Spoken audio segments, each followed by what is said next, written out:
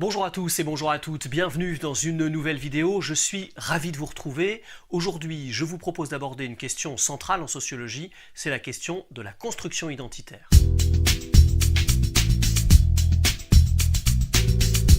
Pour un individu, la socialisation, c'est le processus par lequel il va se construire une identité individuelle. Et cette construction se fait durant la vie, à travers ses relations avec les autres, avec sa famille, ses amis, ses collègues. Au fur et à mesure de la vie, les identités individuelles vont se forger, elles vont évoluer et elles vont s'articuler avec les identités partagées par plusieurs individus membres d'un même groupe professionnel ou familial ou d'une même communauté culturelle ou générationnelle. Ces identités partagées, c'est ce qu'on va appeler les identités collectives. Bref, la socialisation articule identité individuelle et identité collective. C'est ce qui va nous intéresser aujourd'hui. Entre identité individuelle et collective, c'est quoi exactement la construction identitaire et comment ça marche ?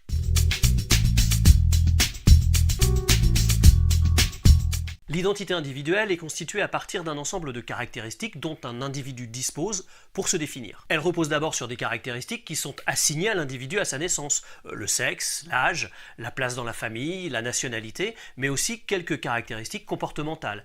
Elle se fonde ensuite sur des caractères acquis durant la vie comme les goûts, les valeurs, les idées politiques ou la profession.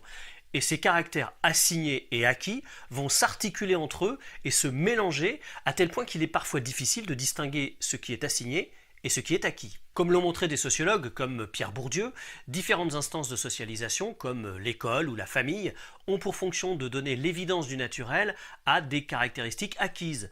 L'aisance en société, la capacité à parler devant un public professionnel, tout ça est très loin d'être naturel, c'est même le fruit d'un long apprentissage en partie inconscient. Grâce à lui, l'individu va jouer spontanément les rôles sociaux correspondant aux différents statuts qu'il incarne. C'est pour ça, par exemple, que l'on se conforme en général spontanément à ce que l'on pense être attendu du métier qu'on exerce, en employant le vocabulaire ou les postures. L'identité est donc en grande partie transmise par la société à un individu. L'identité personnelle est à la fois l'image qu'un individu a de lui-même, c'est l'identité pour soi, et l'image qu'il renvoie aux autres, c'est l'identité pour autrui. Avec la montée de l'individualisme, la seconde prend une importance croissante et l'individu a l'impression de moins dépendre de la société. Il prend aussi plus de distance par rapport aux identités collectives. La valorisation de son identité prend plus d'importance pour l'individu. Erving Goffman a notamment montré l'importance que l'on accorde au fait de faire bonne figure et de ne pas perdre la face dans les interactions avec les autres. Pour ça, l'individu va accorder de l'importance au fait de gagner l'estime des partenaires avec lesquels il est en relation, tout en préservant autant que possible le sentiment de rester lui-même.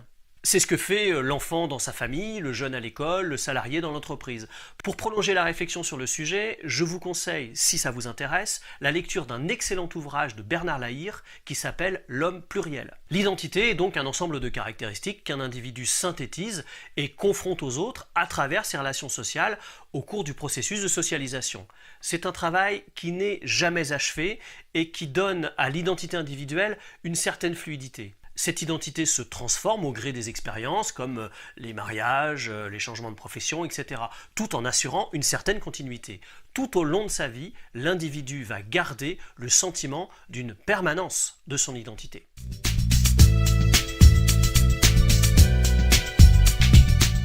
Les identités individuelles utilisent les identités collectives pour se définir. Et bien sûr, ce point, je vous propose d'entrer dans le détail. L'identité individuelle reste toujours encadrée par des identités collectives qui sont des stéréotypes mis en avant par une collectivité pour se définir.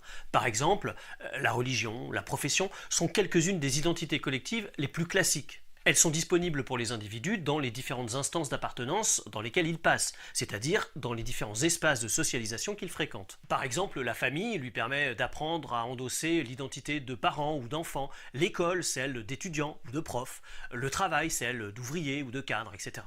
Comme le souligne Michel Messu, chaque société fournit des instances d'appartenance par lesquelles les individus trouvent des modes d'identification et les principes de leur lien à la société globale.